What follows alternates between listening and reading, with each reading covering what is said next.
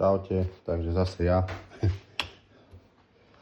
Idem vám ukázať, ako sa mažu tie mazničky, keďže niektoré, a samozrejme potom by sme dali video, ako sa mení ten variátor, teda respektíve tuningová sada. No, na to mazanie tých mazníc budete potrebovať takúto vec. Alza 15 €, do toho musíte kúpiť tubu, ale to dávate sem. Ak by ste niečo nevedeli, tak mi napíšte, poviem, ak sa na tuba vklada. Týmto vlastne tlačíte, pumpujete. Ak napichnete na mazničku tento špic, hej, a tlačíte pákou.